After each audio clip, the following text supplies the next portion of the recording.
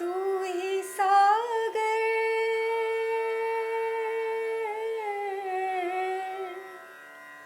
तू ही सागर है तू ही किनारा ढूंढता है तो किसका सहारा ढूंढता है तो किसका सहारा। માર્થા બેરી દૃઢ સંકલ્પ શક્તિ ધરાવનાર મહિલા હતા. એમની દૃઢ સંકલ્પ શક્તિના વિજયનો એક પ્રસંગ જાણવા જેવો છે. શાળાના એક અલગ વિભાગ માટે પ્રાર્થના ગૃહની જરૂર ઊભી થઈ. આ પ્રાર્થના ગૃહ બાંધવાનો ખર્ચ આપવાનું હાવર્ડ ફ્રોસ્ટ દંપતીએ સ્વીકાર્યું. તેઓ પોતાના મૃત પુત્રની સ્મૃતિમાં આ પ્રાર્થના ગૃહ થાય તેમ ઈચ્છતા હતા. આ પ્રાર્થના ગૃહ બંધાઈ જાય ત્યારે શ્રી અને શ્રીમતી ફ્રોસ્ટની હાજરીમાં તેનું ઉદ્ઘાટન કરવું એવો નિર્ણય થયો.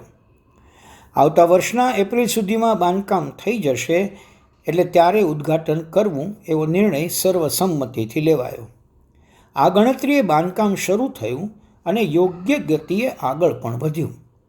એકાએક ફ્રોસ્ટ દંપતીનો એક સંદેશો આવ્યો.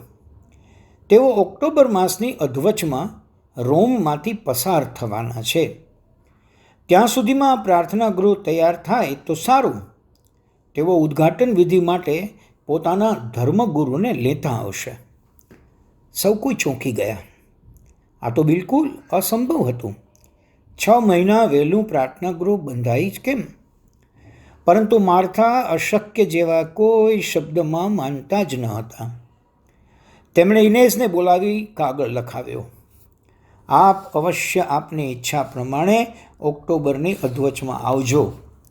પ્રાર્થના ગૃહ ત્યાં સુધીમાં તૈયાર થઈ જશે. બધાને ખૂબ ચિંતા થઈ. આ તે કેમ થશે?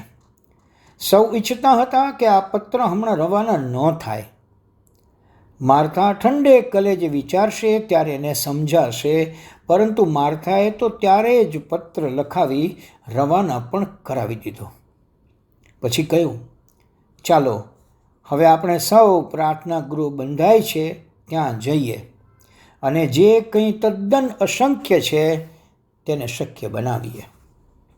રાત અને દિવસની મહેનત પછી પ્રાર્થના ગૃહ આખરે ઓક્ટોબરમાં તૈયાર કરી શકાયું.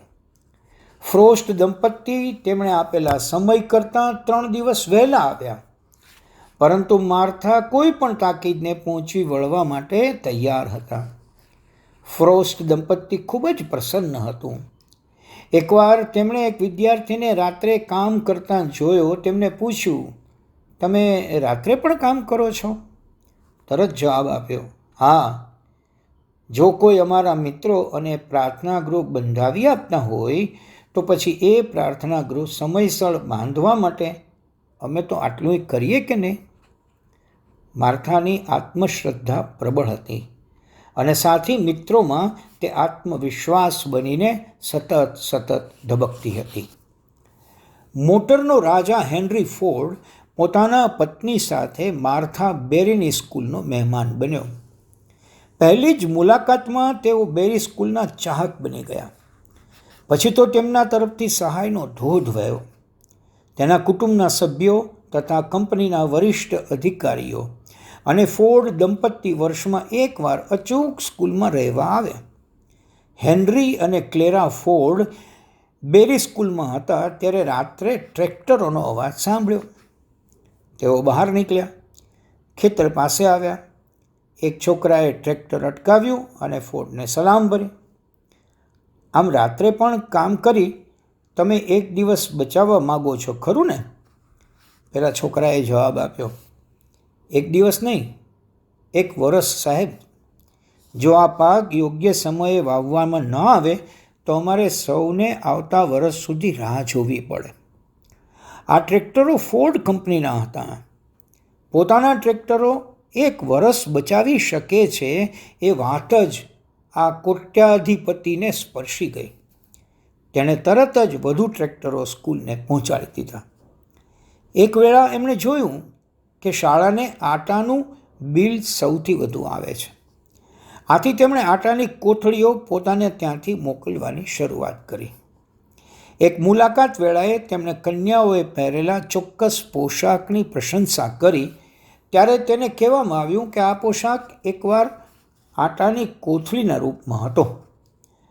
આ છોકરીઓએ તેને ધોઈ તેની બંને બાજુના નંબરો ભૂંસી નાખ્યા અને કાપડને રંગીને કામમાં લઈ લીધું.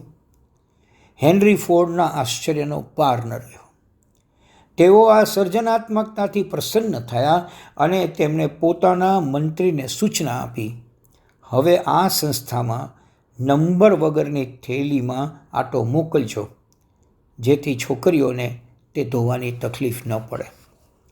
આટલા સ્વજન બની ગયેલા ફોર્ડનું એક વેણ માર્થાએ ટાળ્યું પણ હતું. ફોર્ડ ઓફર તરીકે અહીં તેમના સ્પેર ભાગોનું કારખાનું ખોલે, જ્યાં છોકરાઓને સામૂહિક ઉત્પાદનના રહસ્યો પણ સમજાય અને ઉદ્યોગમાં તેની ચાંચ ડૂબે. માર્થાએ વિનયપૂર્વક કહ્યું, તમારા આ પ્રયત્નોની હું કદર કરું છું, પણ વિદ્યાર્થીઓનું મન તેમના મુખ્ય વિષય ખેતીવાડીમાંથી ઉઠીને ઉદ્યોગોમાં ચોંટે એવું મારે નથી કરવું. હેનરીના ગળે પણ માર્થાની દલીલ બરાબર ઉતરી ગઈ. तू ही सागर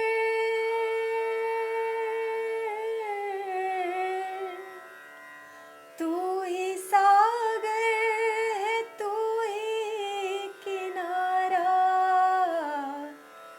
ढूंढता है तो किसका सहारा ढूंढता है तो किसका सहारा